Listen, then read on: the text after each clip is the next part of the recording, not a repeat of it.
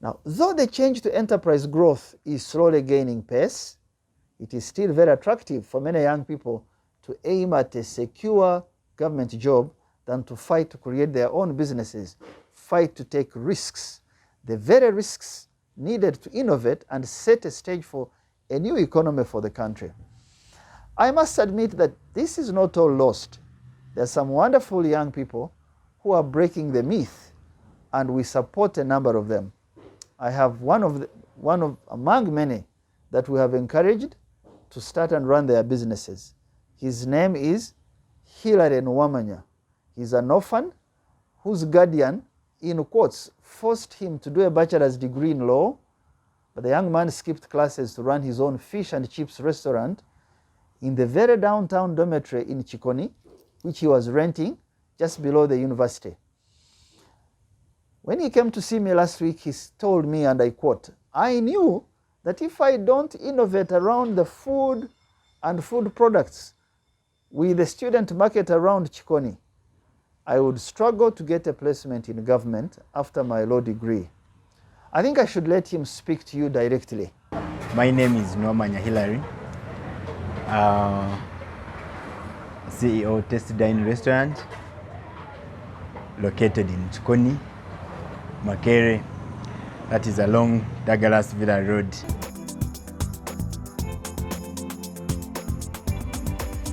Now, how Tasty Dine came into existence, it was during the first lockdown that it hit so hard to us. By then I was still at campus, and after graduation, it was actually before graduation, now during that time to graduation, in around January, where I was staying with my guardian in Chambogo, and at some point I could lack airtime, but I had some little savings. Now I could now rush, get out of the gate, go and withdraw money to go and buy airtime. So at some point I had friends who were still this side, and we could communicate, be like, man, life is hard, what can we do? They're all waiting for graduation but sleeping every day during lockdown. So one day I walked from Chambogo, because no transport. I came to Chikoni, I phoned my friends, I went to their room and we talked. This is called Conrad and Patrick. Said, you guys, we can now brainstorm some of the businesses that we can do. We don't have enough money, what can we do? Can we do a partnership and do something? Now, on brainstorming, someone said, you remember the lady who used to give us food? That lady died and they are selling the place. We're like, now stop there, let's move there first. So that restaurant, it is called God's Mercy down there. That's where I started. Started as 3 people, and each one of us, we contributed what we had. I remember I contributed 470. My other friend contributed 300, and the other one 350. In total, we started with it was 1.3, because reason being, we paid 700 for rent at once, then we paid 500. We bought a place at Goodwill.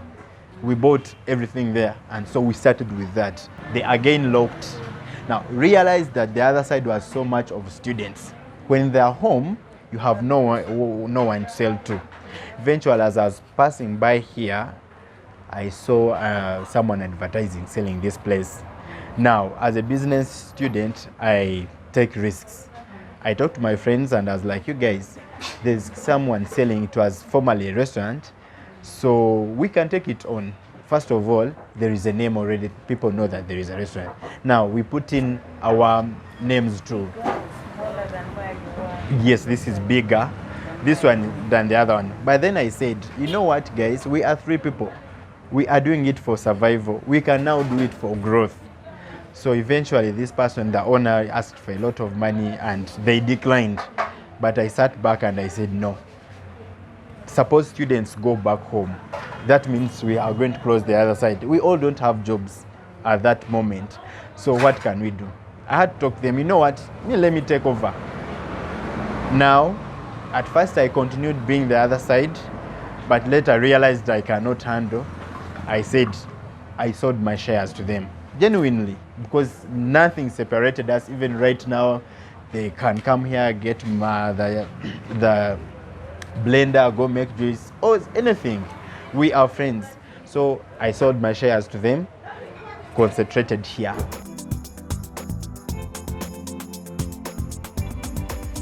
Our business to me is inborn, and I have passion for business. Growing up from a family where my mom, in her capacity, I grew up seeing her sell alcohol, but at the time I was so active enough, she diverted into pancakes. Now, so eventually I got a motivation from my mom selling pancakes. Sometimes we'd go to schools during sports day. There used to be sports day for all the schools. Now my mom carries pancakes, sits there, then I sit aside. Now my mom could still bring, I joined boarding in P6 in term 2.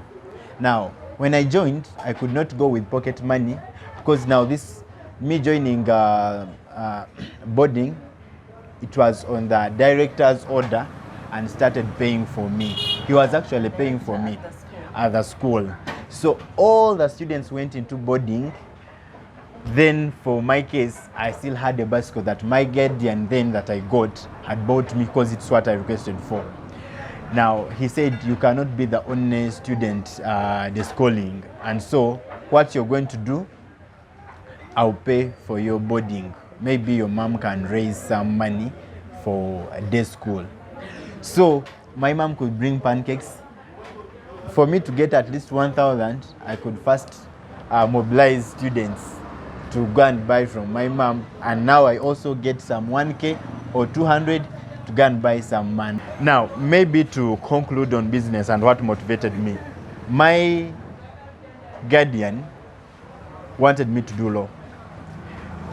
At UCU, paid even half tuition of it, but my passion was into business.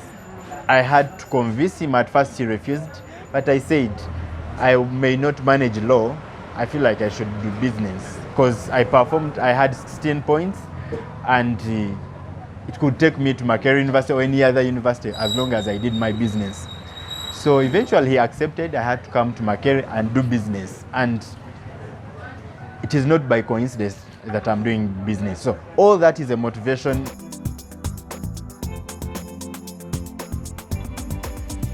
Now, as me personally, I started with, I bought this place also at Goodwill because some of the things I added in were these seats. I only found these seats and a few, so I had to buy these plastic seats. And the chips machine, I bought an oven, sorry? Yes, the oven, because now we have students who do chips more. Buying those things, or you took out a loan? I didn't take a loan, one from our dividends from the other restaurant, then my own savings. So what I did was to talk to the person who sold me here. I first gave him 1.6.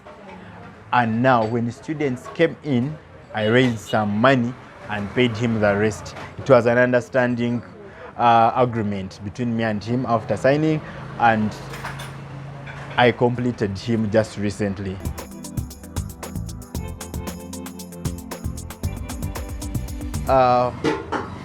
This is how I got to know Thomas Foundation. I was still at campus, and as a leader, as a college president, College of Business and Management Sciences, and I organized the career finalists career talk. This was to prepare us for life after campus. Now, I went to a certain lecturer and I was sharing with him, Dr. Tubingana. I said, I'm organizing, but I need some people who can come and motivate the young people.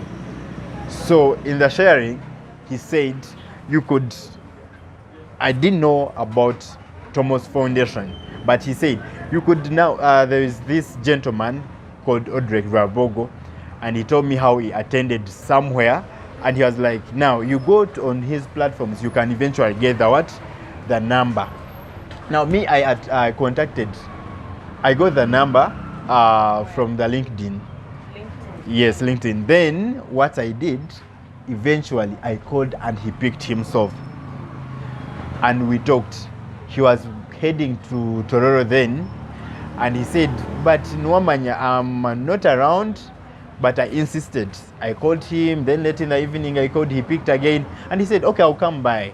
And he came, but he connected me to Esther. It was my first time to know. Now, as he connected me to Esther, that's when I got to know about Thomas Foundation. Good enough, I found out it has a part of skilling the young generation in terms of business. And from that time, even when Sir Audrey came for the finalist career talk, we kept in touch. I could follow him on, he actually donated a book to me, Fatty Cats and yes. Now I tried reading it, then as well as following on his training sessions. There is a time I attended the segment, the marketing segmentation, and it really helped me so much in terms of marketing. How can you get customers? How can you retain them? And all that. And I have followed him on Facebook, Twitter, everywhere. Why? I like his teachings. I like his sessions. I have encouraged the young. Every time I get the recordings of the sessions, I share in different platforms with my friends to get to have the knowledge on how.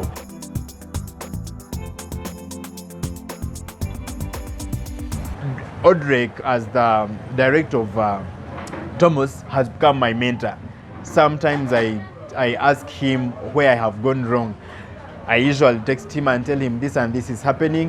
How can I go about it? Then he gives me an appointment. Come, we talk about it. So eventually, the support he has provided to me so far is mentorship, which I have really liked. So the mentorship from Thomas Foundation has been so great and instrumental to my business skills, and going forward, I believe I'll benefit a lot from Thomas Foundation.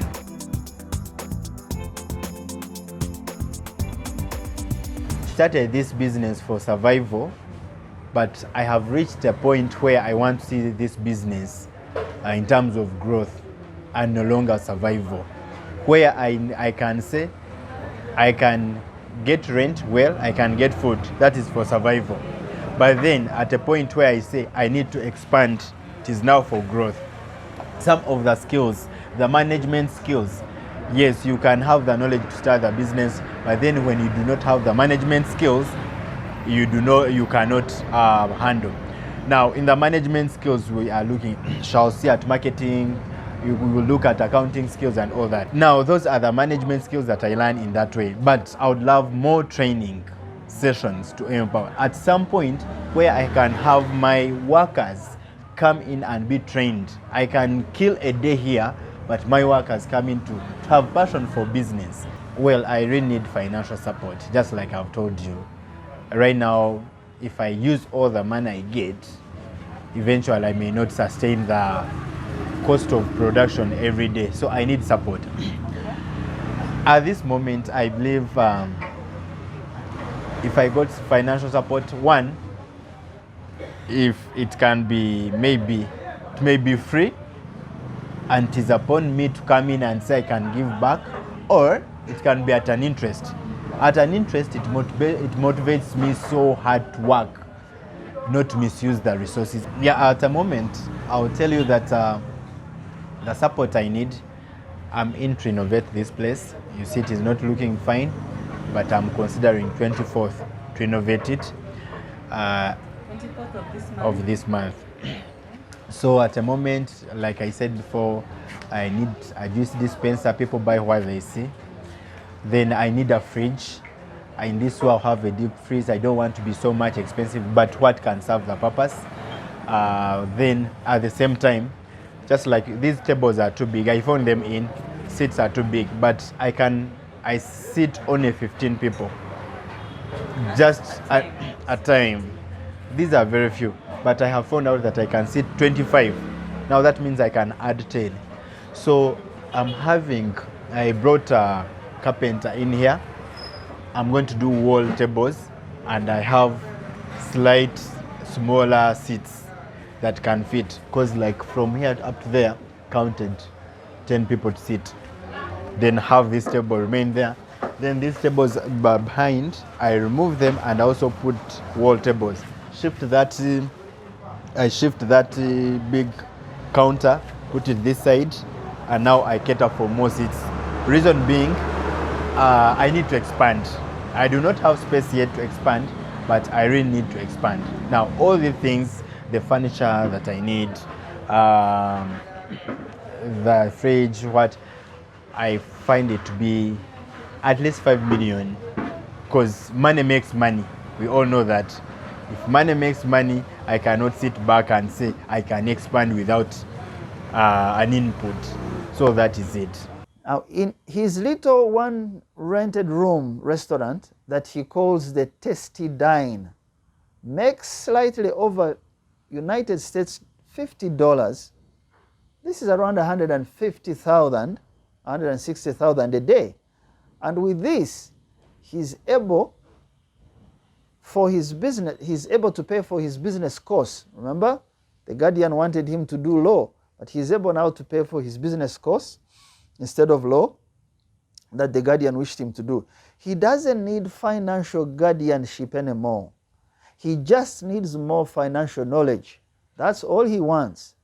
He's looking for $1,500, or let's call it 5 million shillings, as capital injection to buy a new glass refrigerator, so that his customers can see the nice and tasty juices, he told me, in there, and be able to increase his sales. He wants to buy a table. He wants to buy a used cooker to expand his operation. These are the needs that we support. Our business charity arm, called the Thomas Foundation, gives this small seed capital to young, sharp innovators for their startups. For we know that's how a country is built, not a chase for government jobs. The foundation is supporting this growth by offering him this small money. Small as it is hardly available to hundreds of young people who are now turning away from a life of traditional search for presumed security in government job to do their own risky ventures and to support their families. So the question is, what do young people like Hirale really require as critical support? In my opinion, it is the training in technical knowledge and skill so that we can overturn this perception that Mazrui said before that I quoted. Training in technical knowledge and skill to keep working on their businesses and to expand them. We must provide them with small seed startup capital, if possible at very low interest rates, because there is no such a thing as free lunch. There is no such a thing as free political money. You must pay interest on it, return the principal and interest so that another young person can benefit. This is because every little effort counts, and every little learning adds a new skill, new knowledge to young people to build enterprises and to build a better Africa. Have a great weekend. We would like to hear from you. Please email us at info@tapmedia.com and visit our website at www.tapmedia.com. You can also visit our offices located at Tomosi Business Park, Luzira, Port Bell Road, or call 0414 220 702. Thank you.